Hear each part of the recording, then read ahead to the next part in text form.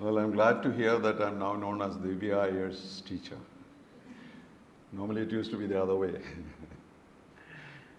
Indeed, she was my first civil service winner when we started the NSS Academy.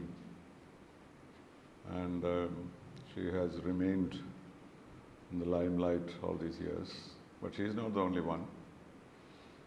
If you look at all the district collectors of today, at least 50% of them came out of the NSS Academy.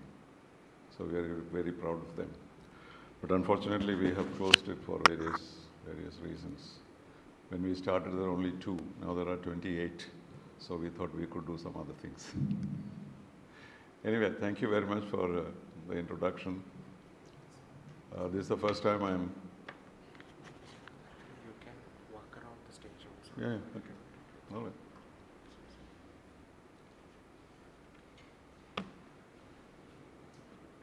So I have been here before, but this is the first time I'm addressing you as a part of your institution, because I've been called one of the chief mentors. And this gives me a good experience, because when you run an academy, you have so many other things to worry about other than teaching. So I welcome this opportunity not to run after you, finding students or motivating them or anything else, and I can confine myself to doing my work as a mentor and as a teacher. So that's a new experience. Well, international relations is perhaps the only subject or topic which influences your performance at every stage of your preparation. No other subject dominates every aspect of the examination, whether it is prelims, mains, or the interview. So you need not be concerned that this is only a main subject or a prelim subject or an interview subject.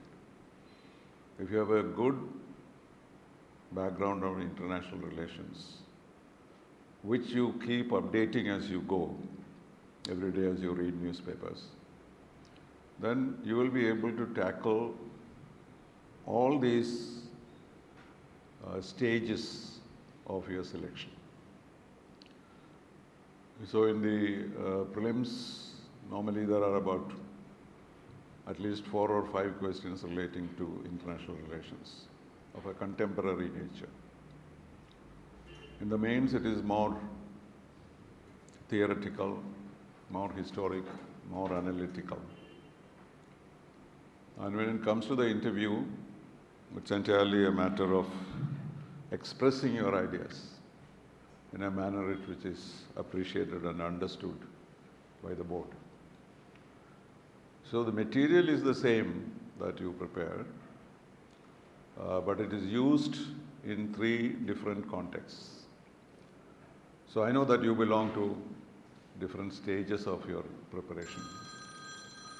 Some of you have done the prelims already, some others have done the mains. You are getting ready for the interview, some of you. So the point that I'm trying to make is that it is never too early or too late to learn about international relations. And this is one area which confronts you every day. Today is not the same situation as yesterday in international relations. Who would have expected that at this BRICS summit, India and China would come out with an agreement on the border? Nobody knew this was happening. And only those who may have followed these developments closely will know what happened. Because international relations are not very open. Always surprises that happen. But then they cease to be surprises when you have the background and the understanding of the issue. So why is it that India and China decided to make this announcement of all places in a BRICS summit? You have to think about it. It's a bilateral matter. Normally, we do not want bilateral matters to be discussed in international forums. And here you find the Prime Minister of India and the President of China going to Russia to announce an arrangement between India and China. This is most exceptional. So if you want to understand that, you have to see what exactly is BRICS. How was it formed? What were the perspectives that the leaders had when they formulated it? I don't know how many of you know that BRICS was invented by an American economist, which has now become, or trying to become, a counter to the Western economic system. So how does that happen? So I'm saying this because every story that you find in international relations has a deep background. And unless you have that deep background, you will not be able to place where each development is taking place. So what I've been asked to do today is to give you a general picture, what I call an overview of Indian foreign policy. I'm sure many of you may already know some of the things I am going to say. But wherever you have doubts, questions, you can raise it immediately. So this is a very informal chat. And if you think that something needs to be explained then and there, you can stop me and then we can talk about it. Otherwise, I'll speak for about half an hour and then we can have some questions and answers. Okay. So we all know that Indian foreign policy was created by one man, that is Pandit Jawaharlal Nehru.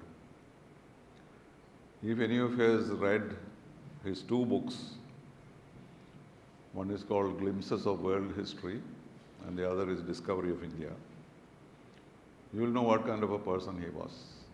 Incidentally, I recommend that you read both of these. If you are wanting to be a civil servant of India, particularly a foreign service officer, you should definitely read these two books. Now, they are not voluminous or big, written in simple terms. But the things to remember is that Pandit Nehru wrote these books in the loneliness of a prison, with no reference material, not even a dictionary or an encyclopedia. All of us write books because we have the internet before you.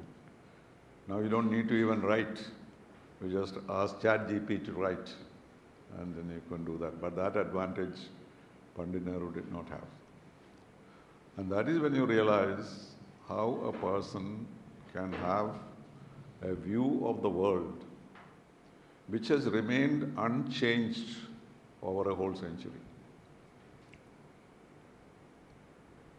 And therefore, we need to understand, if we need to understand his thinking on domestic policy and foreign policy, one thing to do is to read both these books. They are not very fashionable books these days. So, what he said at the dawn of India's freedom, that was the night of August 14th, 1947, when he said the midnight hour, when the world was asleep, India was waking to freedom. Actually, he made a mistake there. The whole world was not asleep. UK was not asleep when we woke up to freedom. So, and then he spelt out very clearly what the objective of India's foreign policy is going to be. There are lots of discussions even before independence in the Congress platforms as to what kind of foreign policy we should have. As you know, at that time, the option was either to join the Western Alliance or the Eastern Alliance. I hope you all know that.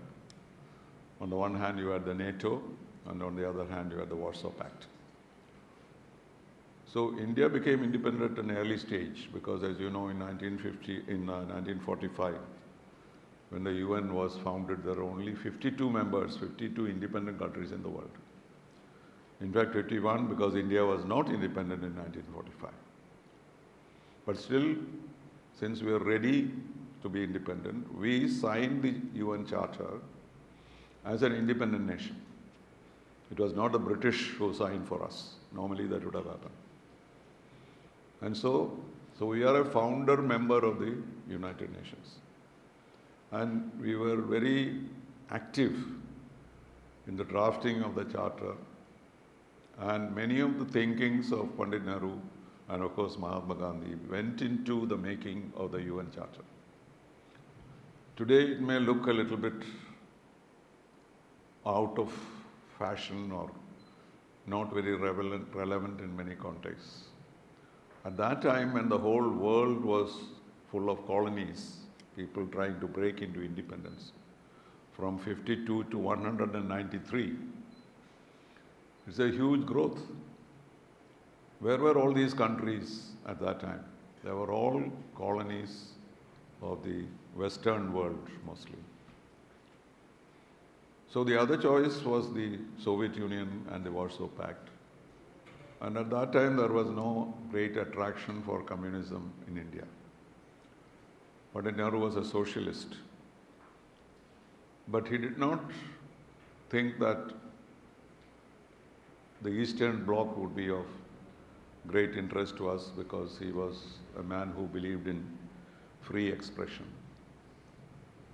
So the choice was whether you join the Western Bloc and continue to accept the domination of the West, or you join the Warsaw Pact and declare to the world that we are now with the communists. And then an inevitable thought occurred to him as to why can't we be neither in the Western Bloc nor in the Eastern Bloc. Such a thinking had not happened. It was considered unnatural for any country not to join one of the two blocs. And that is why the Americans said, if you are not with us, you are against us. And therefore, United States was the first one to reject what we called at that time non-alignment.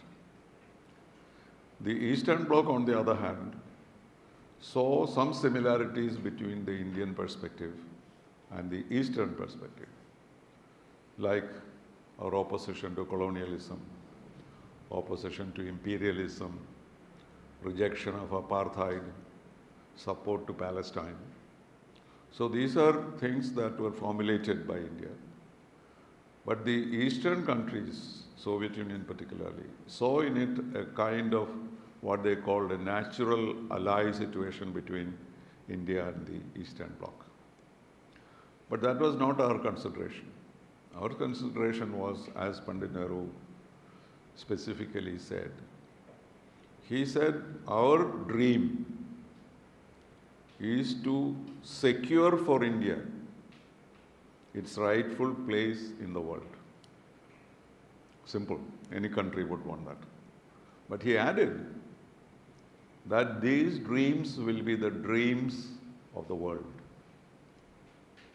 So we shall not seek unilaterally any advantage for India, but we will certainly work for a rightful place for India in the international community. And therefore, every issue which came up, India would decide on the merit of the case to take a position.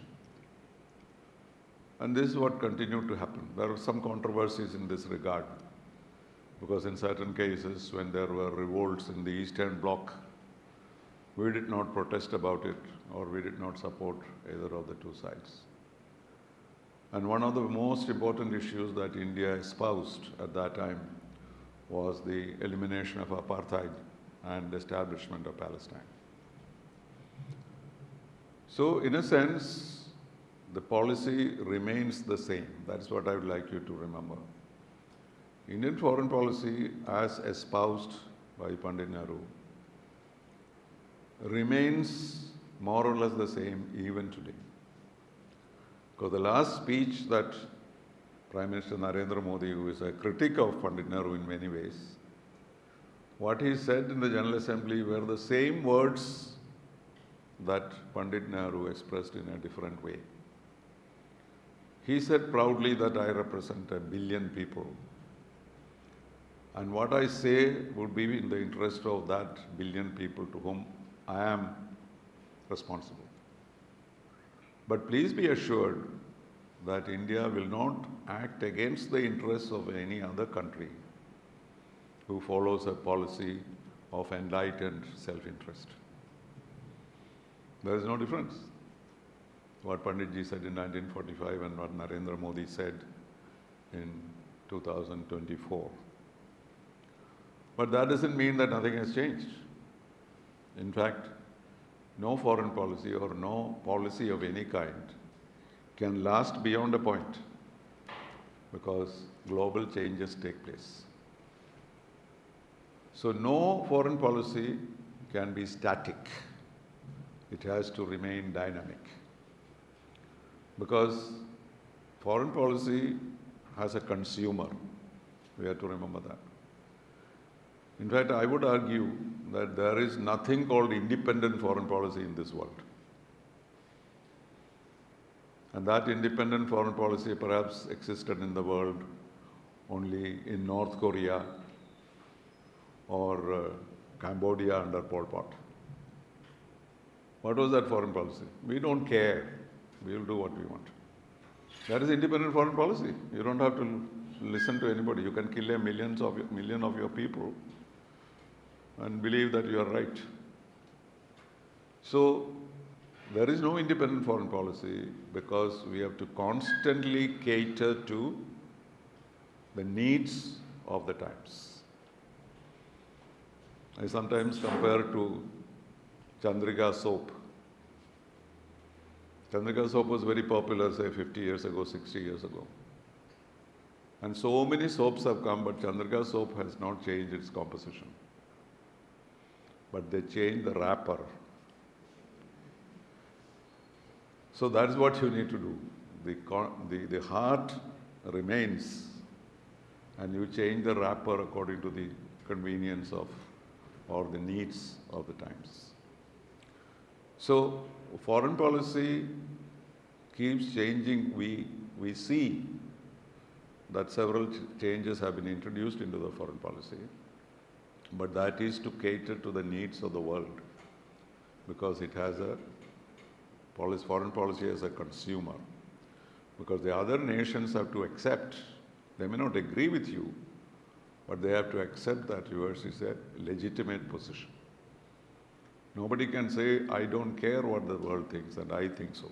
Not like that. So the idea of non-alignment was not that you are independent or indifferent to the thinking in the world.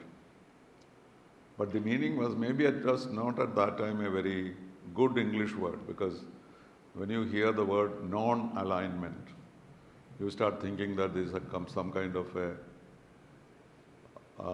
negative concept. Because non, you start with non, right?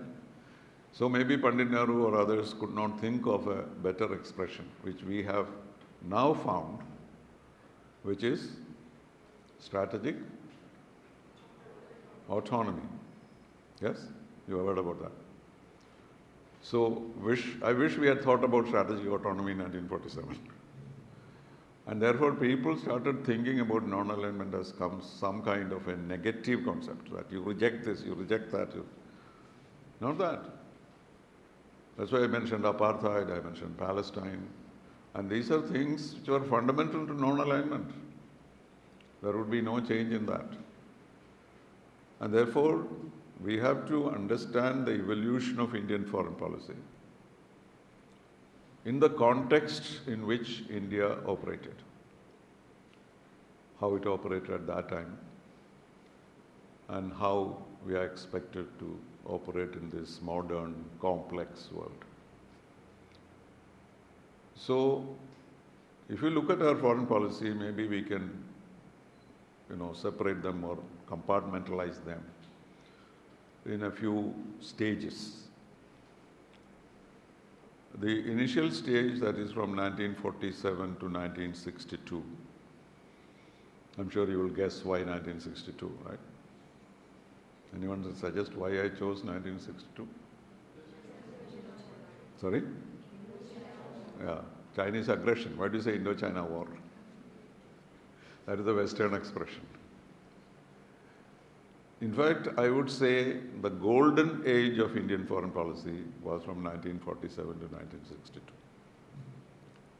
Because both Mahatma Gandhi and Pandit Nehru exerted a great influence on the world.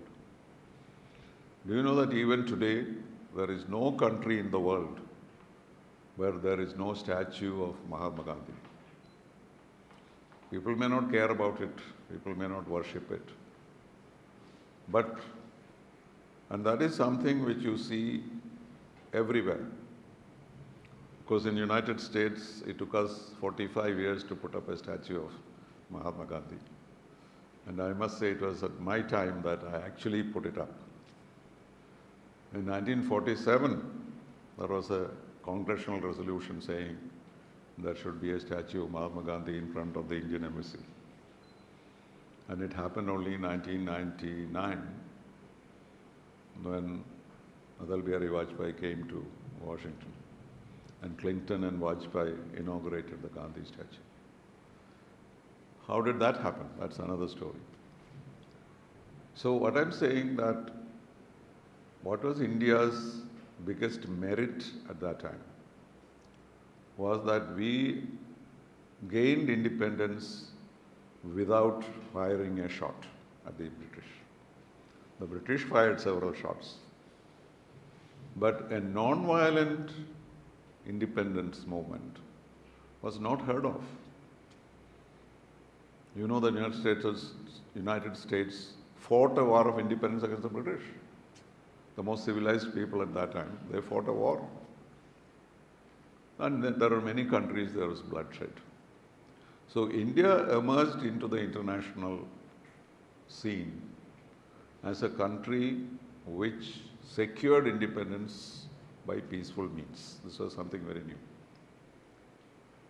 Plus, India's non-aligned policy attracted a large number of newly independent countries. And that is why every newly independent country, there is in Africa, Latin America, Europe, everywhere, they all joined the non-aligned movement because that was a way in which they could secure or continue to be independent. So India was on top of the world. And they looked at us as the future, as the savior of democracy, human rights, economic development, etc. And so the kind of acceptance that we had between 1947 and 62, we do not have even today. For example, India was a peacemaker. Today we are not considered a peacemaker. Mr. Modi is trying to be a peacemaker. But when Mr. Modi says, I want peace, it is not immediately appreciated because he is fighting a war at the same time.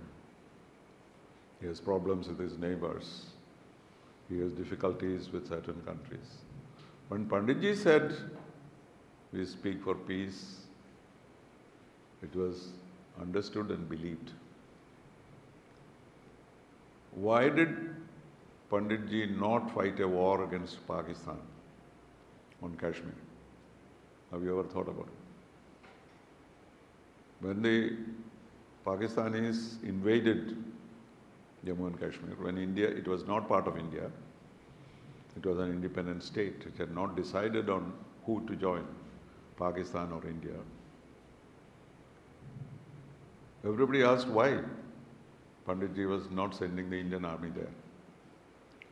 So first he said, this is not part of India. How do I send my forces to another country? And then suddenly the Maharaja of Jammu and Kashmir came to Delhi and signed the instrument of accession. I'm sure you know the story. Of course, you all know the Kashmir story because that will come in many, many ways in your international thinking. Even today, that is a big stone around our necks when we go around talking of international relations. At that moment, even after the Maharaja signed the instrument of accession, he did not decide to fight a war. He sent the army and stopped them where they were. And that is how the famous line of control, which is called ceasefire line. I'm not going into all details. But the convincing factor was that here was a prime minister who could have resolved this problem of Kashmir in about 14 to 15 hours. That's all that the Indian Army chief asked for. But he said no, because we have just joined the United Nations. United Nations has been created to create world peace. And then how do I, as the Prime Minister of India, start a war? He said, I'll go to the United Nations. Without realizing that United Nations was in no way able to resolve such a problem. First of all, it's not a political body. It's not a democratic structure. Each country pursues its own interests, and they will react to situations on the basis what it perceives to be its interest. Without realizing that, Pandit Nehru thought that this UN will solve the problem. So even today, the UN has not solved the Jammu and Kashmir problem. Any moment it can erupt in any way it can. My own time in the United Nations from 1992 to 95, that was my second term at the UN. The Cold War had just ended. And Pakistan made a determined attack on India, thinking that the Soviet veto will not be available for us. Because on the earlier situations, the Soviet veto saved us on many occasions. But they said now that the Soviet Union is gone, India may not have the protection of a veto. And therefore they tried to introduce a resolution into every committee of the United Nations. And we were able to resist it. We were able to make sure that no new resolution was adopted, even without the Soviet veto. So that is the continuity in the relationship. There may have been people who attacked us or criticized us, but that period up to 1962, but what happened in 1962 we all know. It exposed the weakness of India as a state. Because we presumed that everybody will be well behaved and reasonable and rational. And we are negotiating with the Chinese. And there was no expectation that there would be an India-China war, as you said. Hindi Chini bhai bhai was the... So India was not just defeated. India was completely demoralized in 1962. The Indian army was running away physically when they saw the Chinese. Because they had no shoes, they had no weapons, they had no roads, they had no trucks. Because India did not plan for it. And if China wanted, they could have occupied as much of Indian territory as necessary. They occupied Arunachal Pradesh on the eastern side, and on the western side they took the whole of the area next to Tibet. And then suddenly China decided to withdraw without any reason. We still do not know why they withdrew. But this was a tremendous shock for us. And from 1962, our policy changed in a sense, because we started thinking about having strong friends, having reliable partners. And at that time, the only reliable partner we could have was the Soviet Union. not because of any particular ideological attributes of the Soviet Union, but there could be mutuality between Soviet Union and India, because the stage of development of the Soviet Union was more or less the same as our state of development. At that time, nobody would have bought Indian goods in the West. The Western world only wanted our handicrafts and handloom, nothing more. But our consumer products were acceptable to the Soviet Union because the level of sophistication of our consumer goods was acceptable to them. And therefore, by sheer economic compulsion, we were able to have a kind of barter system with the Soviet Union. And so in return for your Panama cigarettes and Ludhiana sweaters, you got steel plants, Bokaro, you got HAL, you even got the Indian Institute of Technology from the Soviet Union, because it came from others also. So the first period is now referred to as the idealistic period in Indian foreign policy. And that shifted to what is called a pragmatic policy under Mrs. Gandhi, because Lal Bahadur Shastri came in between, the war with Pakistan, Tashkent Declaration, all that you know. But the important thing was Mrs. Gandhi followed her father's ideas and principles, but she added a pragmatic approach to it and developed relations with the Soviet Union without being an ally of the Soviet Union. In fact, in 1970, when she signed a treaty of friendship with the Soviet Union, people said this is rejection of non-alignment. How do you sign a treaty which says that if you are attacked by somebody, then you will, if one of the two is attacked by somebody, the other will come to its rescue. If it's not a military arrangement, what else is it? But that was necessary because of the threat from China and Pakistan at the same time. It was absolutely important for us to liberate Bangladesh. We had two Pakistans to deal with, the Eastern Pakistan and West Pakistan. So that was not only pragmatic but very practical policy that Mrs. Gandhi took. When she was asked what happened to your non-alignment, she said, to hell with non-alignment. Because for me, it is the survival of the nation that is important. And that is how we won the war in 1971. And also developed this very friendly, cooperative approach to the Soviet Union. I don't want to go to all these details, how we distinguished between one kind of relationship and the other. People can interpret in so many ways.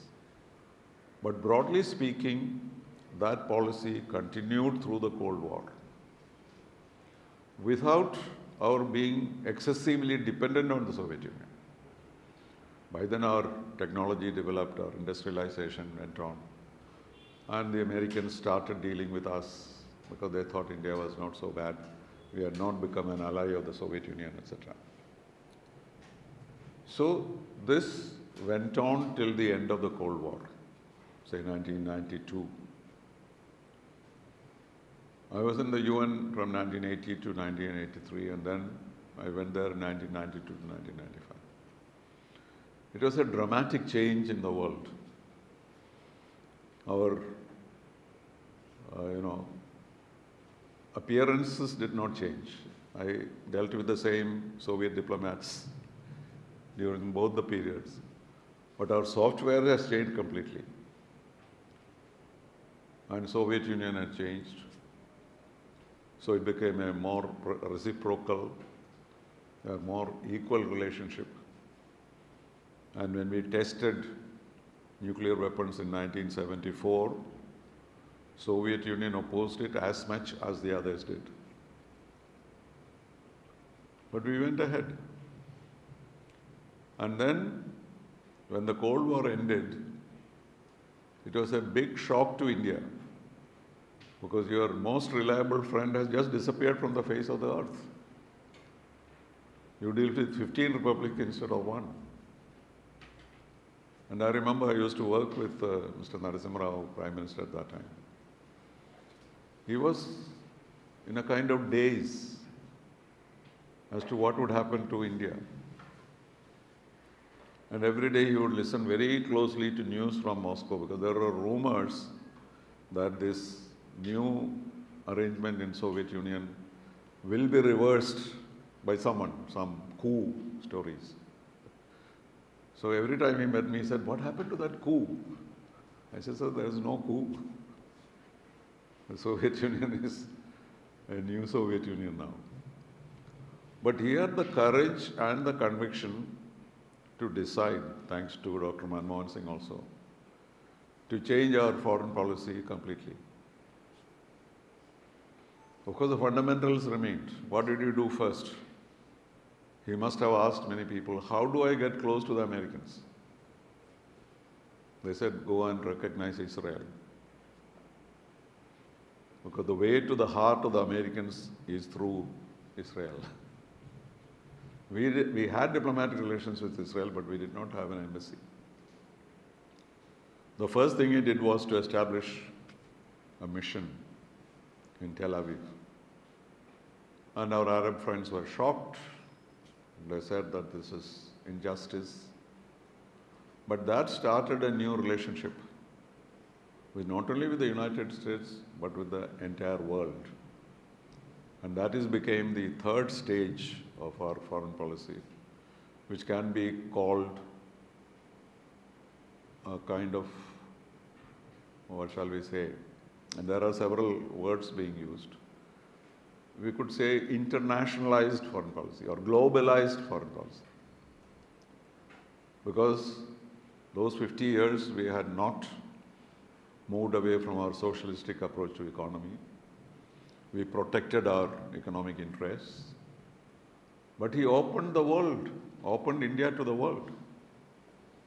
And do you know from in that period, that is from 92 to 93, 94, India's economic development or the economic growth was 11.5% against 3% before that, which was called the Hindu rate of growth. The people used to ridicule it by saying this is India. But between Dr. Manmohan Singh and the Narasimha Rao, they jumped into the water and began to swim.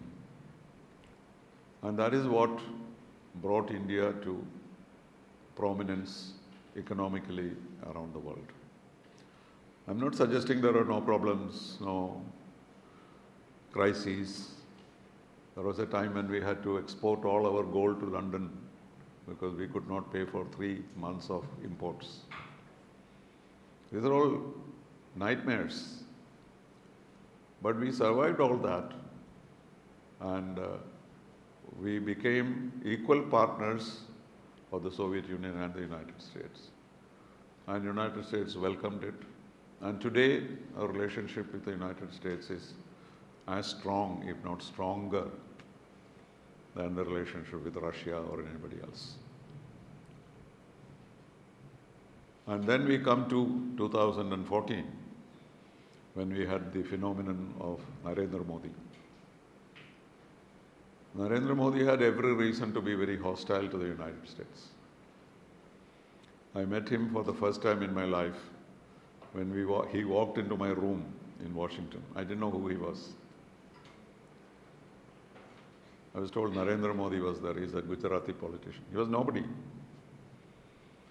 So, as I receive every Indian, so I received him and we talked. Then I started thinking that there is something exceptional about this man. He was, of course, in virtually rags, in a long white kurta with a bag on his shoulder. Not like such a stylish man that he is today.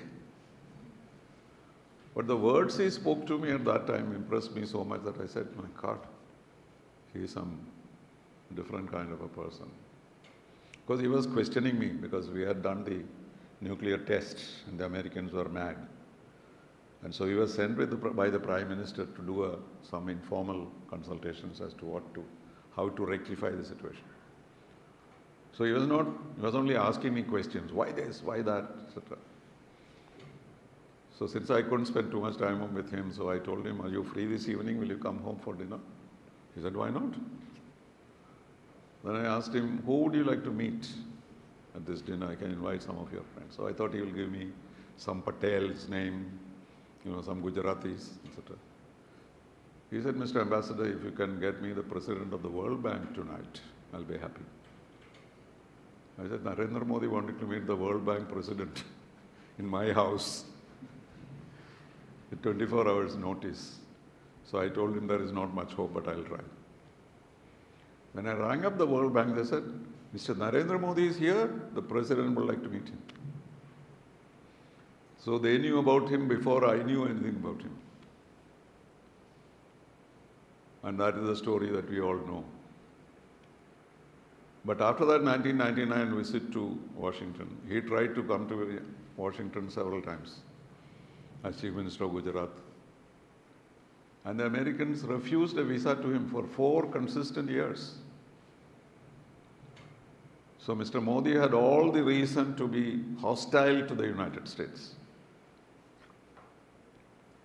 But the American ambassador went to his house and gave him an American visa when he became Prime Minister. And he declared that our first priority is the United States. A total change in his approach to world politics. Why? Because he said in his first speech on the Independence Day that his priorities were 4. No other Prime Minister had ever declared what India's interests are. Because every Prime Minister will say, my job is to protect India's interests. And that remained undefined. But Mr. Modi said, I have 4 priorities. 1, security. 2nd, development. 3rd, technology. And 4th, Indian diaspora. He said, these are the priorities of India. And which other country than United States can give you all the 4? Because there was also neighborhood was also mentioned. So whether it is diaspora, neighborhood, technology, economic development, or security, the only country which can provide these to India on a reciprocal basis is the United States. And I don't know how many times he has been in the United States, maybe 7 or 8 times. There have been very many fluctuations in our relationship. So, and that period, which is currently running for the last 10 years, we call it assertive foreign policy of India. From ideological to pragmatic to universalized to assertive. This has been the evolution of Indian foreign policy. We can speak for hours together as to how all this happened. But we have to remember that on all these changes were brought in very deliberately, clearly, and with the interests of India in mind, with reciprocity ensured. So except for the neighborhood aspect which he emphasized, in every other aspect he has made tremendous progress in India, which we all accept and admit. So here we stand now, India's position today in the world, of course it's not the most powerful country in the world. We have been trying to become a permanent member of the Security Council, which we have never become, which we have not become, and never likely to become. We'll go to that on another occasion. But at least the 6th place in the hierarchy of countries, that is leaving out the 5 permanent members, India matters the most in international relationships.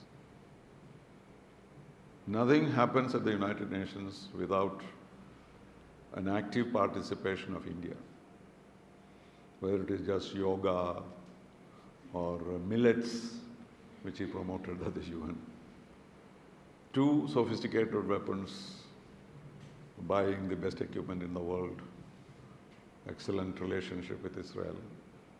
So India has come to this stage of importance in the world because of these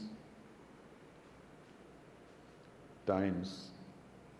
India's foreign policy evolved in a manner which was consistent with its original position, but also flexible as a result of the situation.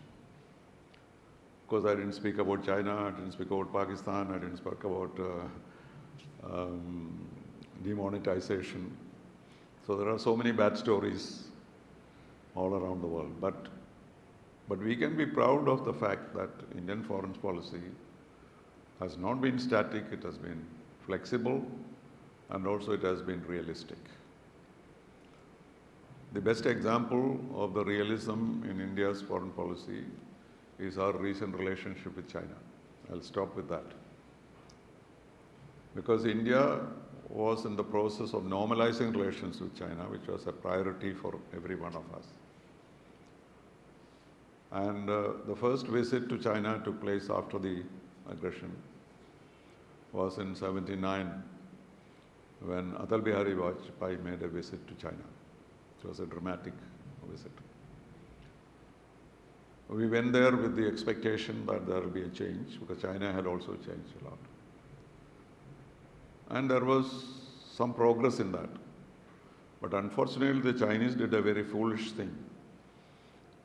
When Indian Foreign Minister was in Beijing, they attacked Vietnam. In fact, many of us with him so dramatic. But Mr. Vajpayee was so upset that he called us and said, "Pack your bags, we are leaving." As though China had attacked India. So we all started, advising him to think more cautiously, etc. He didn't say a word. He called the foreign secretary and said, "Go and tell the Chinese that I want to leave tonight." And the Chinese were very cool. Oh, he wants to leave. Here you are, the flight is here, and we all left. But that was a very important signal that he gave to the Chinese. That in our relationship, the new relationship with China, we are not going to sacrifice our traditional friendship with Vietnam. Vietnam may be pro-Soviet or whatever. Then came 1988 when Rajiv Gandhi went to China. It was even a more significant visit, because for the first time, India and China agreed that we will put the border situation on the back burner, because it cannot be solved easily, thousands of years of history. But our relationship should not be captive to the border issue. So the formula was, both of us recognize that there is a border issue, it has to be resolved, and we start a mechanism for it. But we shall normalize our relations outside the situation, whether it is trade, whether it is cultural agreements, whether it is visits, consular, all these matters will progress, knowing fully well that there is an issue to be resolved eventually. That was a very significant development. And then in 1993, Mr. Narasimha Rao went to China. And there it was even a more significant decision that regardless of the problems on the border, the two sides will maintain peace and tranquility on the border. This was a great advance, because the line of actual control that we talk about is no line. I don't know if you know that. On the India-Pakistan side, there is an LOC, line of control. That is marked on the map, and both the forces are on both sides of LOC. But the so-called line of actual control, LOAC, between China and India is no line. Nothing on the map, nothing on the ground. So how do you operate? And that's what's confused many people in the last 2 days. They said, we have started patrolling. What's so important about patrolling? Because how do you determine where the line of actual control is? Our soldiers wake up in the morning and start walking towards China. Okay? There's no border, nothing. Till they see the Chinese. And the Chinese will naturally confront them, don't go beyond that. Okay? So we stop there. And we consider it to be the border for the time being. Line of actual control. Okay? And the same way the Chinese are always walking towards India on the other side of the border. And we stop them also because we have no full established tanks or anything in these areas. It's all fight hand to hand. You know, those Indian soldiers died. They were beaten up and killed. There was no shooting. These are all complex issues. But this is how the line of control works. So all these years till 2020, during the height of COVID, this patrolling determined where the line of actual control was. When the Chinese were angry or us something, then they will come a little more and have a hand fight with them, with the Indian soldiers and occupy some posts, we withdraw. Similarly, they used to withdraw in several. It was a very flexible and open. But the condition was peace and tranquility on the border. And then in 2020, when they invaded virtually many posts which we were occupying by sheer experience, sheer practice, and sheer acceptance of the line of actual control idea. But this time, they occupied 7 or 8 posts and came and established themselves there. It's not patrolling anymore. They won't let any one of us move. And they started building bunkers and occupied these posts on a permanent basis. And this had never happened in the history of India-China relations. Even the 62 war, they didn't come and occupy our place and sit there. So what did we do? Prime Minister announced that we are going to deal with in 4 different ways. And the first, negotiations, because the border has to be negotiated. Second, strengthen our defenses, because the army can be called up. What do we have? So let's go and buy missile 400 from the Soviet Union, buy helicopters from the United States, and strengthen our military. Not in a few days, but in the long term. So negotiations first, then strengthening our defense forces second. Third, create strong friends. And who in that case? United States, Israel, etc. are strong friends for us. And economic sanctions against China. Because you know that China has an $80 billion, $100 billion advantage in trade. They buy nothing from us and we buy everything from China. You go home and look into your kitchen, at least 10 things will be made in China, right? You may not know, turn it around. How do you get that mosquito bats? You buy it for 130 rupees. You cannot make that mosquito bat for 130 rupees. But they are selling it at a political price. They want you to fight your mosquitoes with Chinese rackets. So he said, or TikTok. They are making $100 billion from India on TikTok. So we banned it. But do you think we can live without TikTok? It came back in so many various forms. So these were the 4 things that we decided to do in order to fight the Chinese. And negotiations continued. And they vacated about 4 or 5 posts. And all the battle was about the rest of the posts which they have to withdraw. Our point was this: put everything back to 2020 and then we will talk. And they were not willing to do that. But what we have accomplished in Kazan, in Russia, the agreement between India and China was that we will put the whole thing back to 2020, which means they will have to vacate something like 1,000 kilometers of Indian territory in different parts of the border. I don't know how it will be implemented, but there is an agreement. So What has happened is in the last 2 years, we have lost all the agreements we had reached with China since 1947. Because the Chinese started saying that none of our agreements with you is valid anymore. That is why Jaishankar keeps saying we have no basis for cooperation with China. What happened in 1988? What happened in 1993? Where do we go from here? And then they criticized him for being anti-Chinese. So, well, this is another story. There again, so I just wanted to touch upon the big issue that you have to face. And Pakistan, of course, situation is bad, but at the same time, we have become more aggressive. We had accepted the line of control as international border. We had said we are willing to change it to international border. That is why Mrs. Gandhi and Bhutto sat together in Simla after the 1971 war and redrew the map of the LOC, line of control. It was called ceasefire line at that time. It was changed to line of control because some changes had to be made in the alignment of the border. Because the alignment should be, it was a straight line. So line will run through a lake or over a mountain. You cannot defend it. So the generals sat together and drew a map which was more rational and reasonable. And Bhutto said he will sign. But on the last day of the conference, he went up to Mrs. Gandhi and said, I cannot sign. Because if I go back after signing this, they will hang me. So Mrs. Gandhi, like a nice mother, told him, don't be hanged. You go back, and whenever you are ready, you come and sign the agreement. He went there and they hanged him.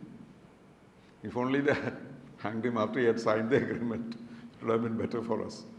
But anyway, that is an old story. Now they say there is no similar agreement, there is no line of control, nothing. So in both these situations, I'm saying that we have exceptional problems. And these spread into a relationship with our neighbors. One day Maldives comes up saying that, we want Indian forces to leave Maldives. Can you imagine? And now he comes and says, India is the best friend of Maldives. So our neighbors are very funny. That's another topic that you have in your syllabus, India and her neighbors. And interestingly, that was the subject on which I wrote my essay in 1966, India and her neighbors. And at that time, I suggested drastic things like declaring the Dalai Lama the king of Tibet and exploding a bomb. And all these things I suggested in my civil service paper. And everything has now come through. And that's why I think they gave me the highest mark for essay writing that year. But that subject is still with you. You will find in your mains paper a question about India and her neighbors. So we'll talk about that. So maybe I should stop here.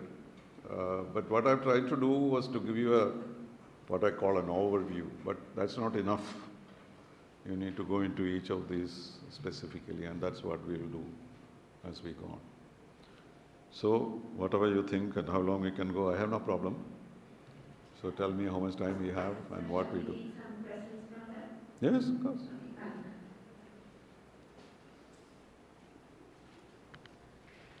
Do you know, in one university where I teach, it may have come as news to you, the professors don't get chairs. Can you believe it? So I went to Somaya University and the class started at 6 a.m.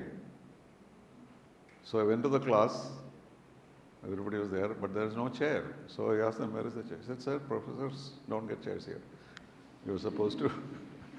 And then I had a research assistant. So he went and borrowed a chair from somebody and brought it. No starting trouble. Sometimes for a long moment everybody will be silent. And then there will be questions. Everybody has a question. And the time is out. And I am from Kasaragod district, and I am a student in August Fine Maths. Sir, I have a question that regarding our foreign policy,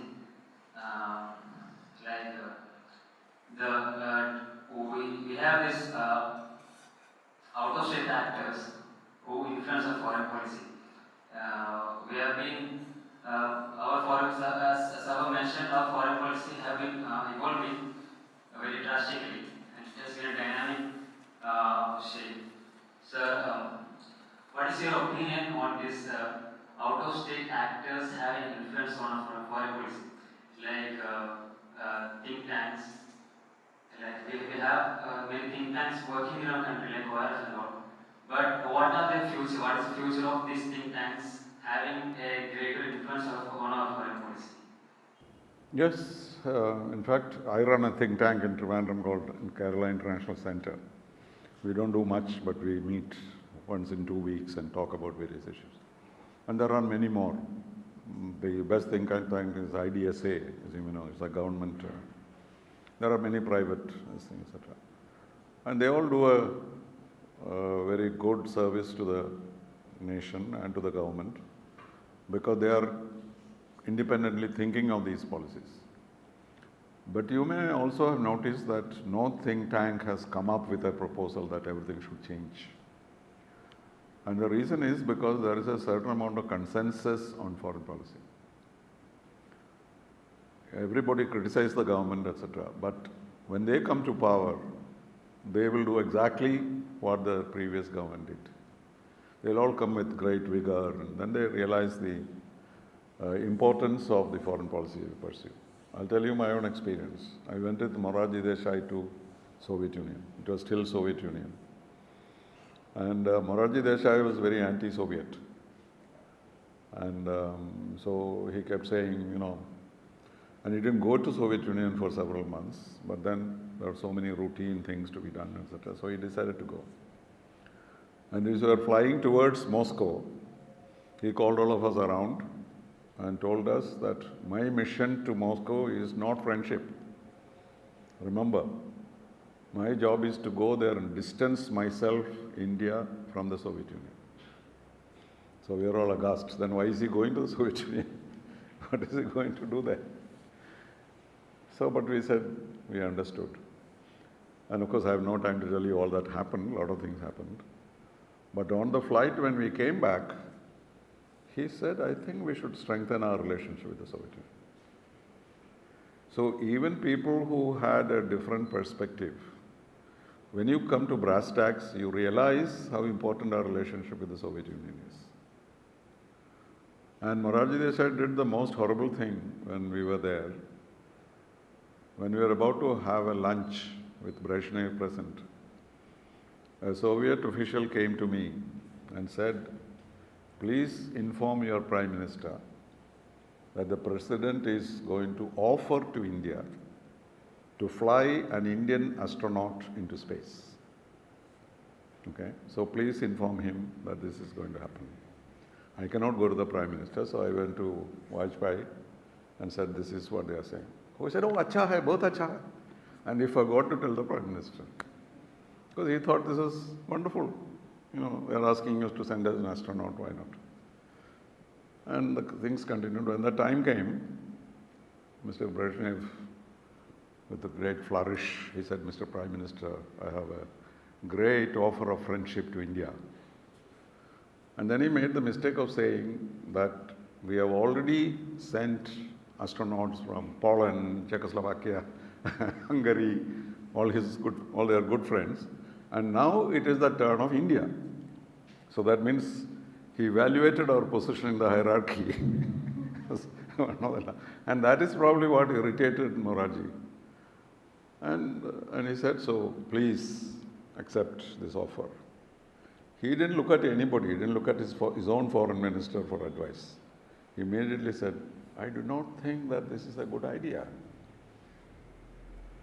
So Brezhnev asked Kosygin, what is this old man saying? Because I can understand some Russian. He said, he is saying that he is not accepting your... He said, why? What's the problem? In fact, Brezhnev had a cigarette in his lips and it fell off when Morarji said this, because he was so aghast, his mouth opened. And then Morarji, without again consulting anybody, started giving reasons. He said, first of all, what do I get by sending an Indian astronaut to space? You sent a dog to space. Did you gain anything by it? What will you do? You will lock him up, send him up, bring him down. What do we get out of it? So then there's no the experience. So they were all ready for all this discussion. So he was inventing reasons one after the other. Then he said, you are asking me to send one astronaut, right? Then you will ask me to send you 10, and you will choose one of them. And the other 9 will become my enemies. Can you imagine the argument? So Vajpayee wrote furious notes to him, sir, please accept, please accept. And he would not even look at it. He would throw it like this. All of us were so embarrassed. And that delayed our space program for 10 years. Then later the offer was made to Mrs. Gandhi and she accepted, and that is how an Indian astronaut went to space. So he was curious like that. But anyone who was in charge of the government believed that Indian Soviet foreign policy towards the Soviet Union is sound. And has proved valuable all these years. Now Russia is in great trouble, but still we have a good relationship. So what I mean to say is, no think tank has come out with a dramatic declaration that the foreign policy of India is wrong. I haven't come across. They all suggest small things, minor things, etc. And no government or no minister has resigned from the government on an issue of foreign policy, except once. That is when the Communist Party left Manmohan Singh government, when we signed the nuclear accord with the United States. And no Indian foreign service officer has resigned on a difference on foreign policy, except one, who is a Sardar, who left the foreign service when the Golden Temple was attacked.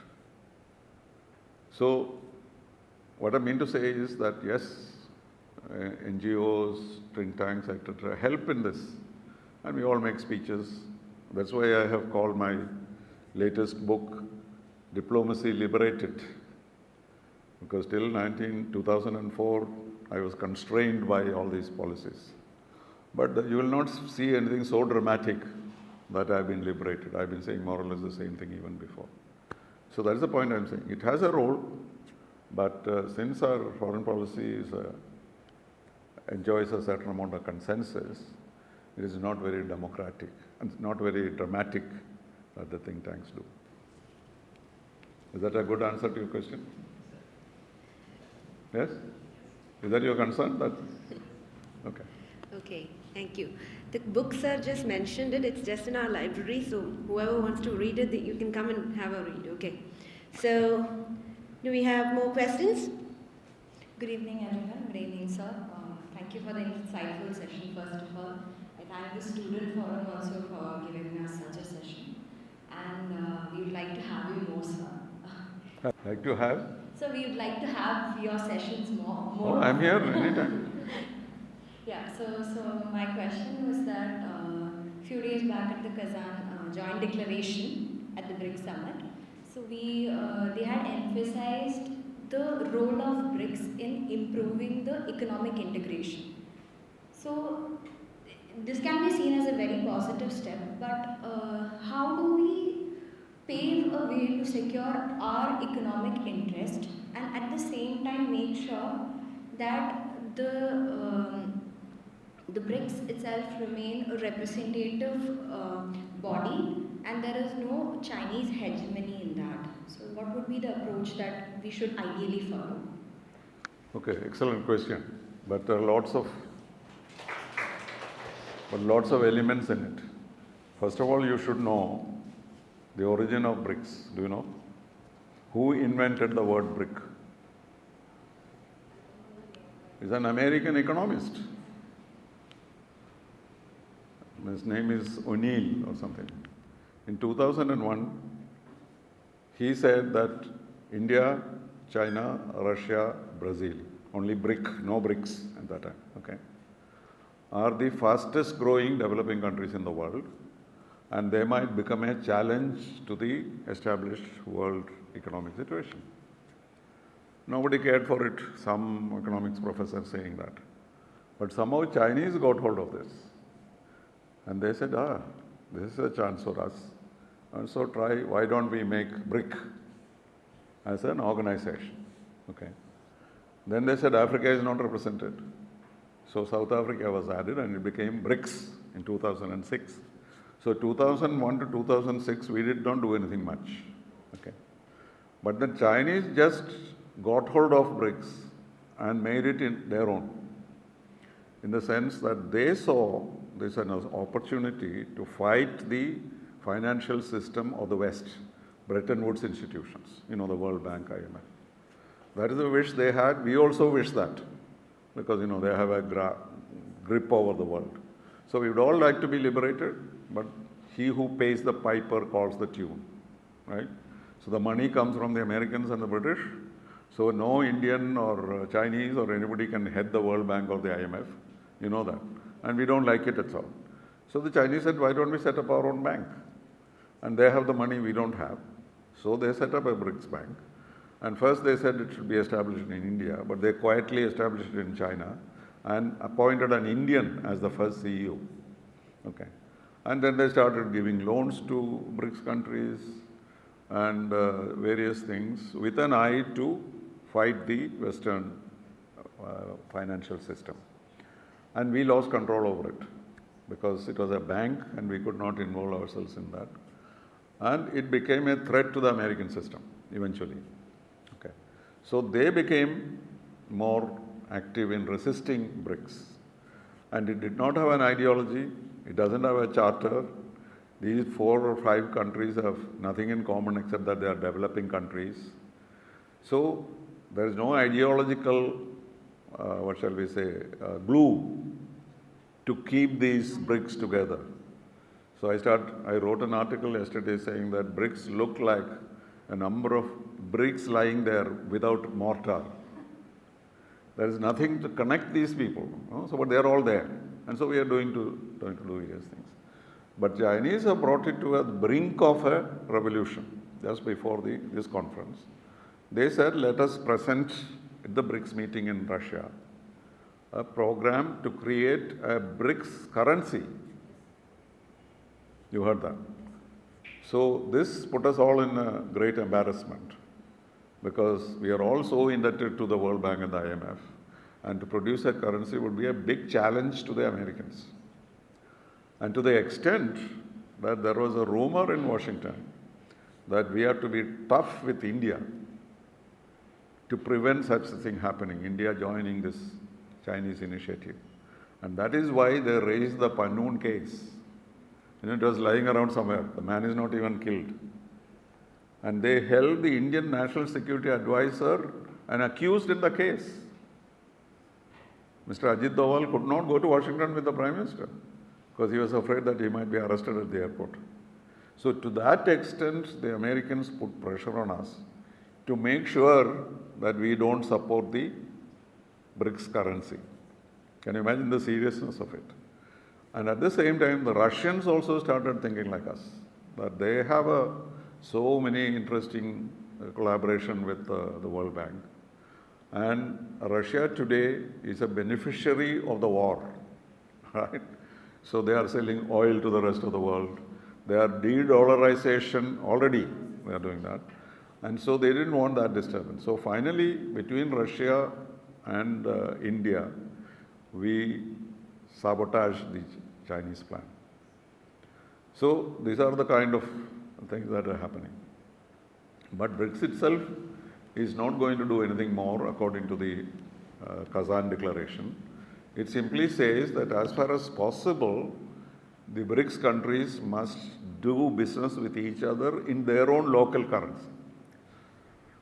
That is fine with us. So the challenge that China wanted to mount against the Western system through BRICS has been prevented. Then other thing what Chinese did was they expanded BRICS. When they came up with the idea of expanding BRICS, we did not like it very much. We didn't know, first of all, who are all going to join, what is the complications, etc. So we said there's no need. BRICS is a very charming, small organization because we are not, trying to drive it against the United States. But they suggested such names that we could not resist. Kuwait, Saudi Arabia, UAE. So these are countries with which we have very good relationship. So there was nothing to provoke us into stopping it. So 5 countries were added almost automatically. And then came 40 applications. Then it became an issue as to what to do. So now that has been stopped. But all these 40 guys landed up in Kazan as applicants, but they were not taken in. So BRICS has become very, very, what shall we say, a doubtful kind of an entity. So I had written long ago that we should not just jumping into these organizations without thinking. Because when you go into an organization, you should have something in common to identify. That's what I call the glue, which is not there. Same in, SCO. SCO is an association of Central Asian republics with China and Russia. What have we to do with it? But why we jumped in? Because we wanted to have good relations with Central Asia. And we thought that it will be good for us to be there.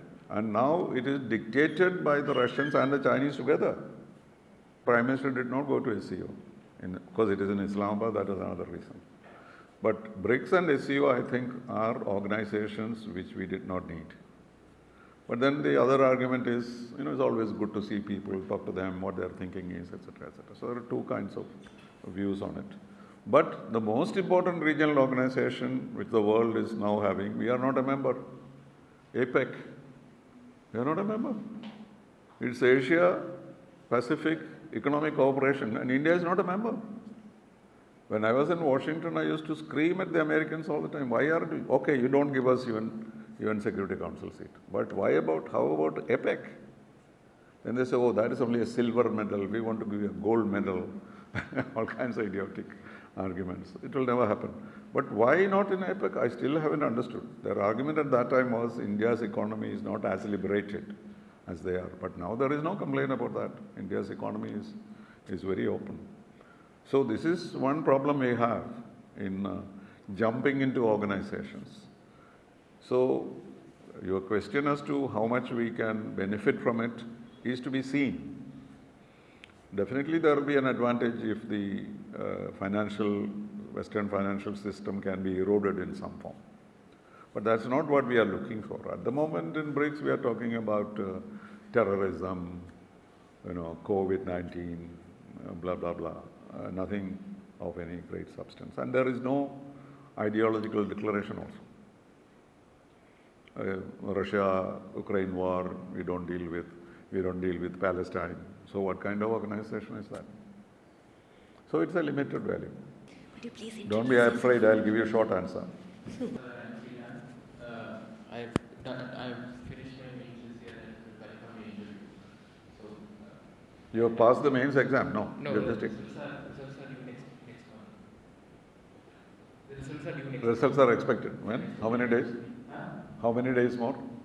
Probably November and December. And it will come as a surprise, right? They never tell you in advance. Suddenly you hear, yeah. Yeah. So we touched upon the neighborhood policy. So I have 2 questions. One is a specific question about how the situation in Bangladesh is evolving and what is your Bangladesh? your analysis, your perspective on how the situation is evolving and how can it go. I mean, In right now Bangladesh? it's in a very volatile situation and it can go up many ways. So what is your analysis? And second question is a more broad one. As in, what I felt is like our foreign policy is like more of a there's a firefighting mode. As in, for foreign policy with Pakistan is different, with China is different. As in, the neighborhood policy in itself, for me, it feels like a firefighting thing. As in, a crisis occurs and then we engage with them. And that kind of thing is happening. So, do you think that it is inevitable that in India's neighborhood perspective, that kind of thing will sustain or will it change in the future? That is what I want to ask. Have you heard of Chanakya or Kautilya? Yes. Do you know the first principle that he talks about? That you can never be friendly with your close neighbors, particularly smaller ones. He said that centuries ago.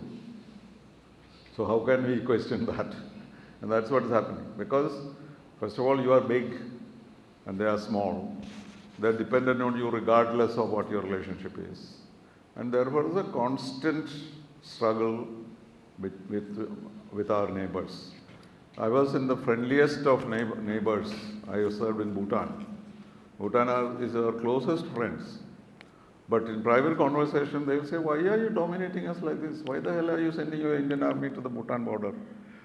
And among themselves, they might be even saying more. So nobody accepts your domination. And how can you not dominate? There is no flight between these countries except through India. How do you like that? If you are told as a Maldivian that if you want to go to United States, you have to go through India. Or to go to even Nepal, you have to go through India. So they have a complex. And therefore they think they are weak and they should be protected and India should be generous. And we have been generous many occasions. But who values it? My boss in Moscow was Ambassador Gujral, later who became Prime Minister. He started what is called the Gujral Doctrine. He used to tell us in Moscow also, we are very nasty with our neighbors, we must do something. So he became Prime Minister, he had to do something. No, he was Foreign Minister. Then he started what is called the Gujral Doctrine. His idea was that, these are poor fellows, small guys, we should be generous to them. Okay? Give them what they want. Let's see what happens. Will they be still ungrateful to us, blah, blah. And the first test was, suddenly the Sri Lankans asked the Indian peacekeeping force to leave Sri Lanka. And the previous government or Prime Minister was saying that you cannot leave like that. We have lost lives in Sri Lanka. And you have to protect it, we have to make sure that the Tamil population is safe, etc. before we leave. That was a logical thing to do. He just withdrew. He gave personal orders to the army that the IPFF should be withdrawn the next day. And imagine the chaos it created. How many Tamils were killed? And then the war happened. Now there are no Tamils to speak of in Sri Lanka. So these kind of gestures don't work. So we have to insist on reciprocity, not to the same extent as we give them, but they must be grateful. They not grateful in that sense. They should understand our issues. See, Nepal cannot export a single piece of wood without going through India. Can Nepal send it to China across the Himalayas? Right? So they say we are balancing China. What kind of balancing is that? That's why Mrs. Gandhi one day closed the borders. And they were not agreeing to a trade agreement. 6 days they didn't allow fuels to go into Nepal. And the international community protested. You are suffocating Nepal. And that is how she finally. So on one hand you have the Gujarat doctrine, and the other hand, reciprocity is important. And now I think we have settled down to the latter. That when they make requests or demands, we try and anyway, coming to Bangladesh, this is a situation ready to happen since the Bangladesh liberation. Everybody knew that they were liberated by the Indians. And it did not leave a good impression among the Bangladeshis in general, and particularly the Muslims. They knew what had happened. We have bifurcated Pakistan and made the country weak. And there was an underlying displeasure towards India. They were very happy to be independent. But at the same time, they felt that their country has become a vassal state to India. And noises were heard even at that time, and we were great friends. And, we were working for the Bangladeshis during the war. All of us were doing a lot of things. And suddenly these noises started coming up. So it was very clear that there are so many forces. Then China on the other one hand, America on the other hand, what they wanted to do. These are all interests. And we managed it all these years. But long before that, Sheikh Mujibur Rahman was murdered. Not only him, but also his entire family. In fact, Sheikh Hasina was saved only because she was out of the country, and her sister. So then, by Mujibur Rahman's death, the India-Bangladesh relations reached a different stage. And they wanted more and more dependence to China, more and more affiliation with Pakistan. They intruded terrorism being nursed in Bangladesh. All this was there. So why this happened exactly at this time is not very clear. But you know all the stories. One of the reasons is that the Americans wanted a base in the Bay of Bengal. And Sheikh Hasina was not willing to give her. I don't know whether she had consulted India or not. But she said no. But the American point of view is that this was to counter China. And so Bangladesh and India have a common interest in getting this base established in the Bay of Bengal. But that is their view. I don't know what view we took. But Hasina said no to them. And then the Chinese relationship with Bangladesh deteriorated. When she went to China, President Xi did not meet her. And she actually left in a huff. Meanwhile, she had progressed a lot. At one point, economic growth of Bangladesh was higher than that of India. Many people started saying, why are you fools Indians doing this? Your state that you created is better than you. It had reached that situation. So there was a certain jealousy. There were all these military people roaming around, ready to kill. And the Americans were encouraging our friend Mohammed Yunus. Why did they give him a Nobel Prize? For establishing a bank. So he was very close to Clinton and others at that time. Clinton promised him a Nobel Prize. And then suddenly he has been dug up. And certainly he's a friend of mine, so I should be saying nasty things about him. But he was prepared by the Americans and others to take over from Hasina. And India was happily unaware of it, it looks. So we were caught in a bad situation. But now our challenge is not India-Bangladesh friendship or China-US, etc. but saving the Hindus. That's a big problem, because any time it can erupt. This Puja festival was cancelled in most places. And so, though it's a secular country in constitution, it says Islam is the main religion. That's also mentioned in the constitution. So people can use this. So Bangladesh is a situation which was bound to happen because of our history. And how we get out of it, we don't know. But what we are doing is just waiting. There's nothing we can do. We are only pleading to Mr. Mohammed Yunus, make sure that there is no communal riots in Bangladesh for the time being. And what to do with Hasina?